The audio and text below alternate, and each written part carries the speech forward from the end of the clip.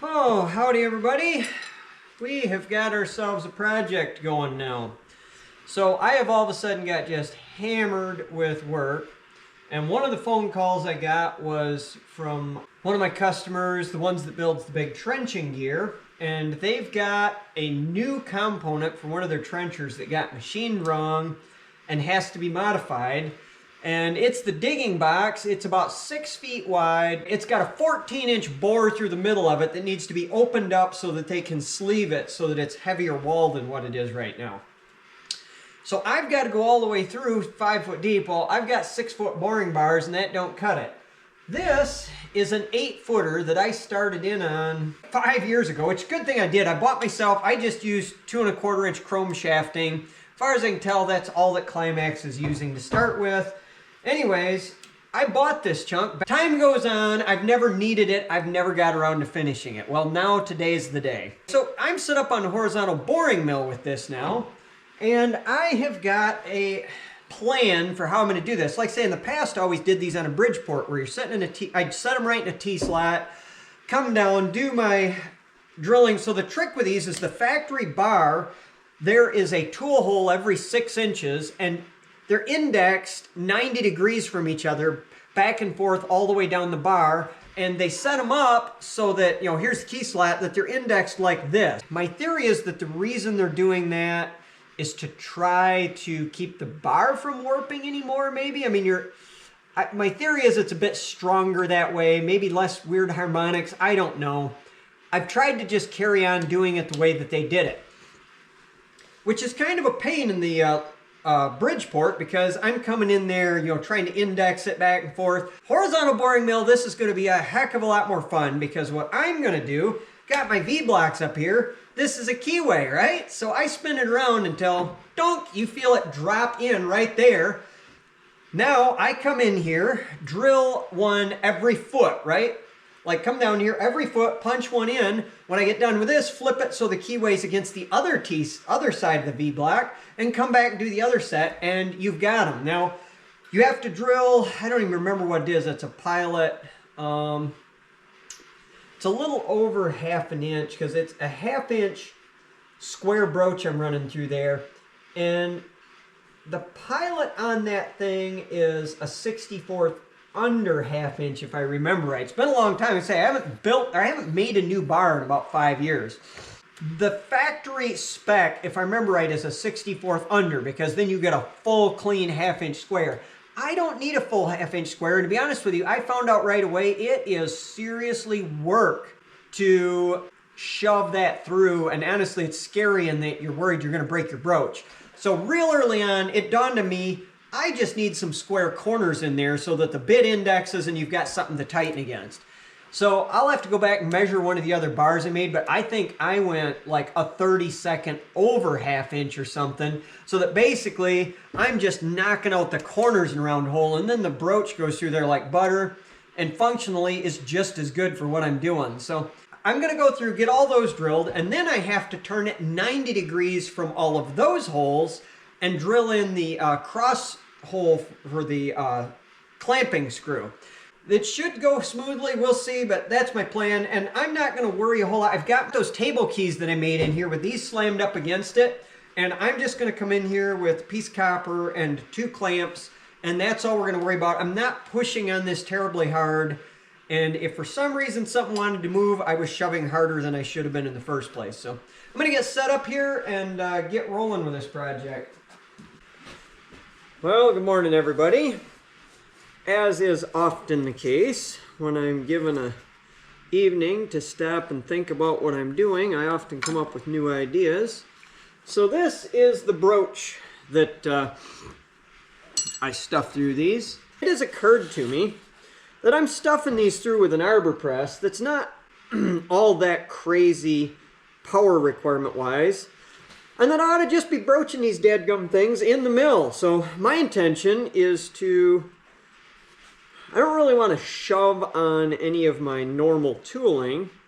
So I think what I'm going to do is I'm going to take, I'm sure I can find some junk tool with a Morse taper 5 shank on it, cut the sucker off, put it in the tailstock of the Lodge and Shipley, and drill a 1/2 inch hole in it.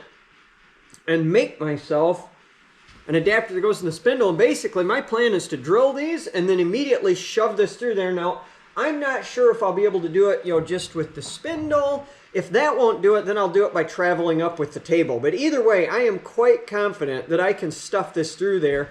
And then I don't have any of these questions about, is it square? That was one of the things that used to drive me crazy in the arbor press, is keeping it genuinely true and square. And that's what we're about to set up to do here. So I've got this all clamped down in position. And what I'm preparing to do now is find the center line of the bar, which I got to go get an indicator, and we'll get set up here to do this trick shortly. I was just thinking about the story behind this chuck. So I was looking for a chuck to mount on. I had bought an old Black & Decker big man killer cordless drill, but it was originally sold to a company that made custom carpet rollers out of it. So it had this 90-degree gear drive, bunch of junk on it. I bought it for like 120 bucks because I wanted a big man killer drill. Took all that junk off, but then it had, just a stub shank on it. It was straight shank, 3/4 inch if I remember right. And so I needed a chuck for it. So I got on eBay, hunted around, got a smoking deal on this chuck. Thinking, okay, it'll be a ratty old chuck, have some abuse on it, and something that I can justify using on that drill. Got it, and it was like brand spanking new. It was so nice. I couldn't bring myself to just put it on that drill. I ended up mounting it on a shank for the boring mill, and then ultimately a year or two later came across one that was decent but not near as awesome that I went ahead and put on the setup here. And we're gonna do a bit of plan here to get this thing all rolling.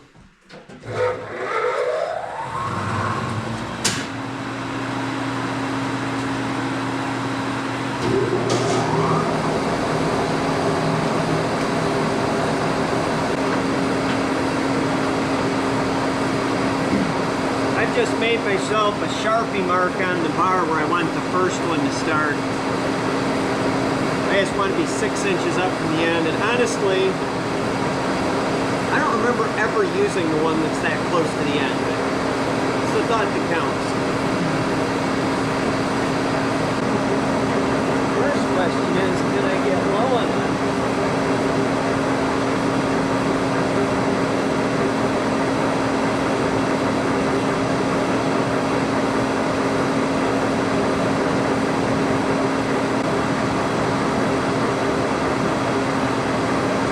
With 2.755,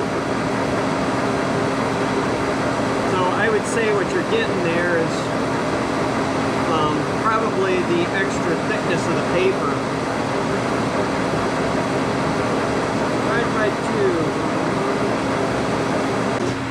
There we have it. We are on the center line now.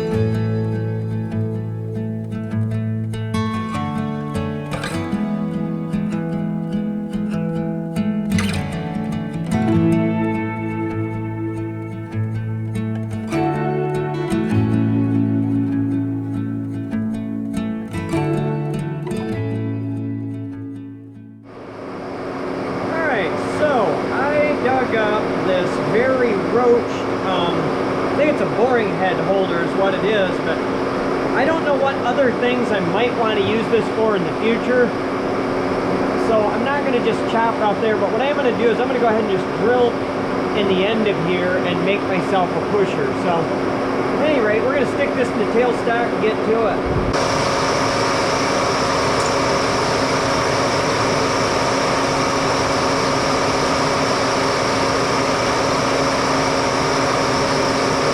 Touch up a drill bit.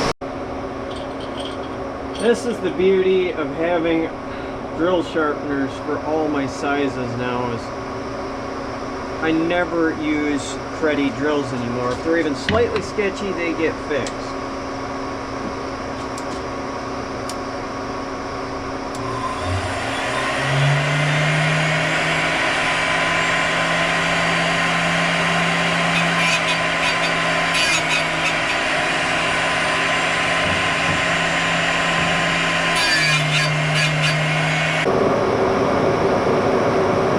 Perfect. It just so happens that this N16 that we rebuilt the other day to use in the Monarch, we can switch over to here.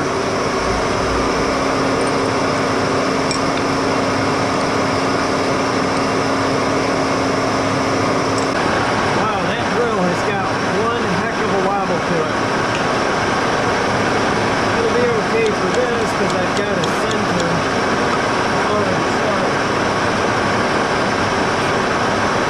Definitely not a premium drill bit. You know what? We're not putting up with it. This is ridiculous. I got other drill bits.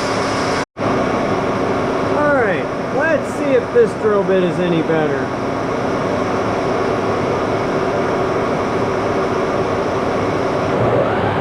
Oh, that's way better. Alright. Ooh, not good.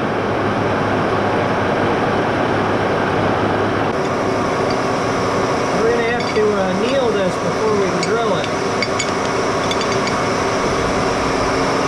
And I'm probably getting to resharpen my drill bit again.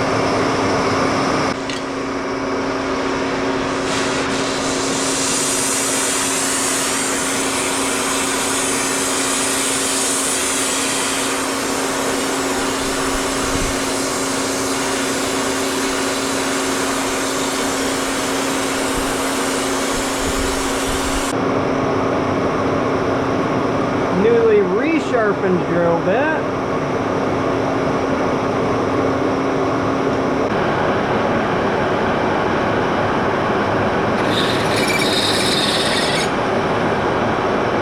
Not a good sign. So fileable, but not so drillable. Huh. This may be a carbide only material. So this is our last attempt with the drill. I ground the drill bit with less relief angle this time. And we are clearly turning much slower. And we're going to see if we can drill this thing.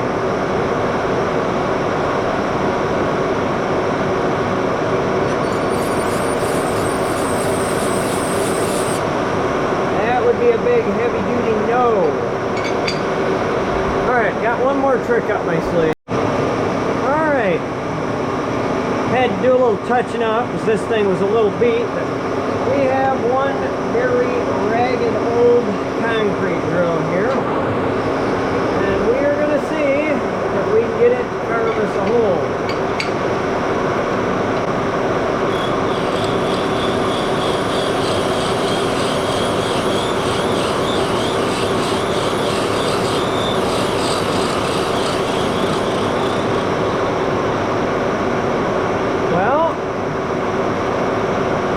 Making shavings, guys.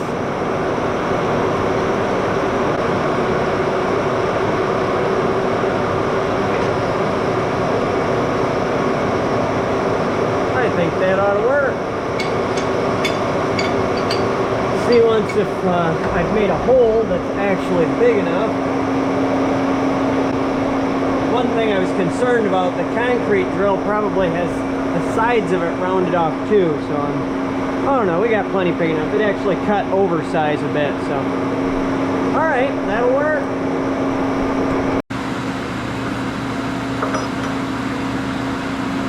All right, now, moment of truth time.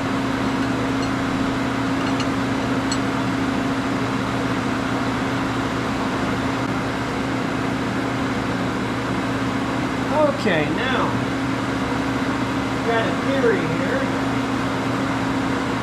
that I can stick a level on here and actually end up with these darn things halfway square to the hole this way, too.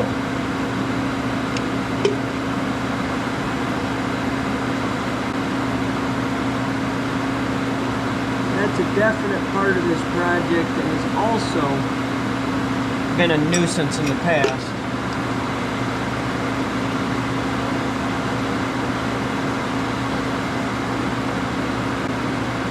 Feels like I have hit the extent of what I can push with the quill. I kind of expected that. We're going to set the quill lock, and then we're going to try bringing the table up. See how she works. It's not loving it. I think we're not going to do that, but I am of the opinion that we've made some progress here. Because what this will have done, got me all trued up and squared up to the hole. And I think now I can build myself a pushing apparatus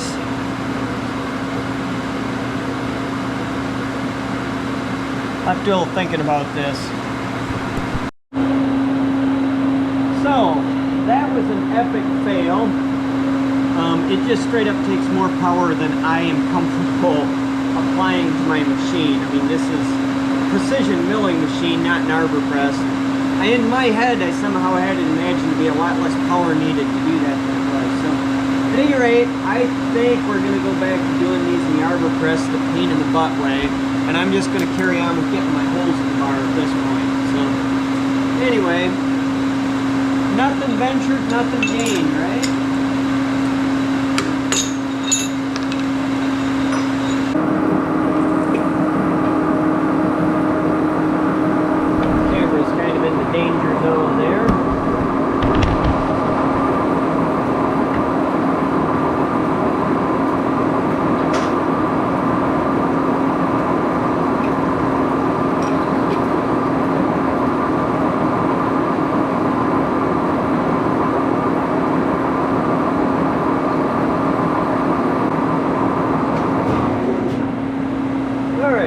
And I just realized that I forgot one important step. I'll have to back up to the previous hole, and that is to chamfer the edge of the hole. Edge of these holes with that chrome plate are like razors if you don't do this. I've literally sliced the chunk right out of my hand on the suckers.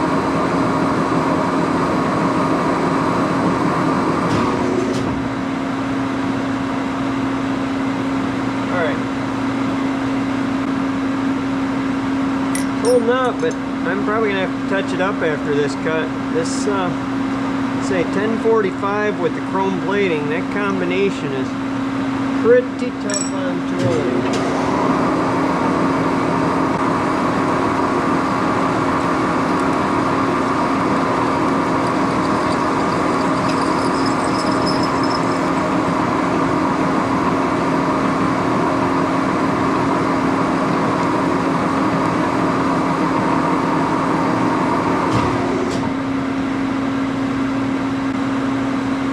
What I'm going to do is flip this and do the holes in between. I don't think I can quite get the next one over here, but I can get that one and that one. And my thinking is that I can do that, set myself up a stop at the end of the bar is the reason I'm thinking that. 'Cause right now, I either need to slide the bar over so I can start reaching on down the bar, but if right now, before I break anything down, I set myself up a stop down at the end of the bar, then I can rotate the bar 90 degrees, keep it against the stop, and not lose my indexing this way. And then I can add this one, and then the way that I move the bar and pick my indexing back up is literally by just taking the drill and, you know, move the bar down, stuff the drill through a hole, and clamp it down there, and then that, you know, is close enough for what we're doing here. So I think that's what we're gonna do.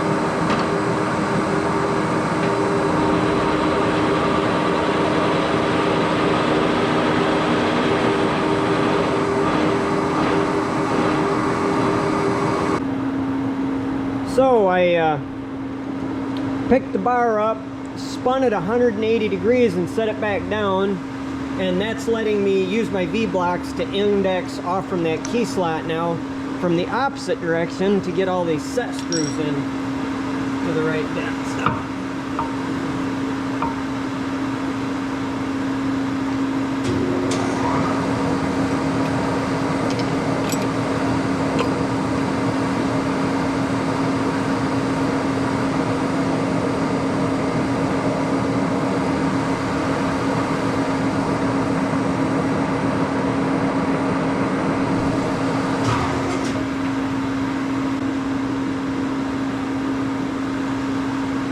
I'm going to need to stop a bit sooner next time. I think we're going to just get them good and started and then stop it, back it out of there with the idea that I will come back and hand tap them on through if I need to. It's just too daggone terrifying otherwise.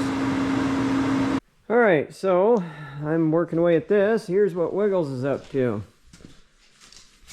What's your project, Wiggles? Working on the steam engine again. Well, he's getting ready to paint it, so we've done some filing and sanding, took all the rough edges off the casting. Now he's wiping it all down with lacquer thinner. Getting ready to paint it. Most of the rough edges. Yep. Some of them are still on here. Anyway, that's what he's up to. I'm going to get back at this while he's working on his project.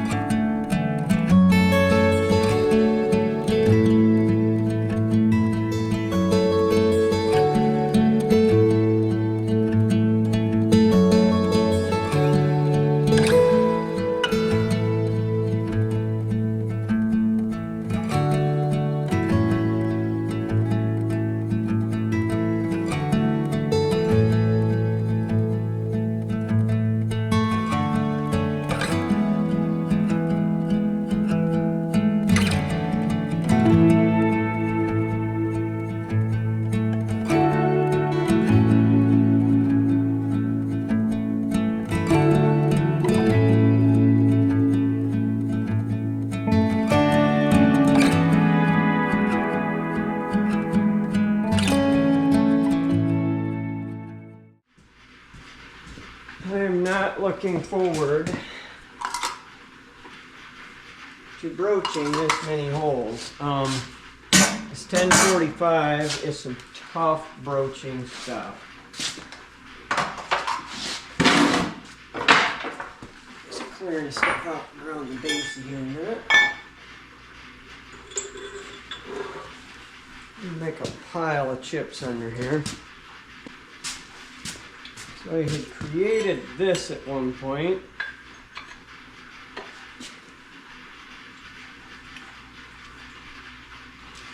To be a broach guide.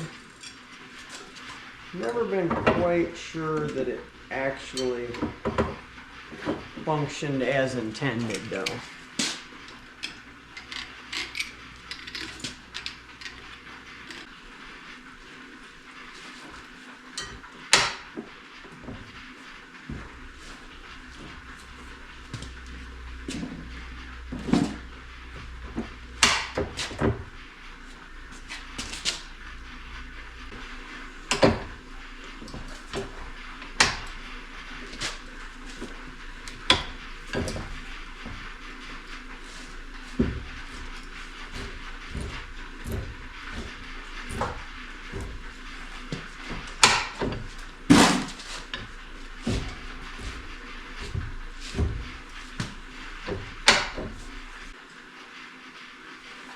Not sure what they intended you to shove this through for thickness, but I would say we're reaching the limits.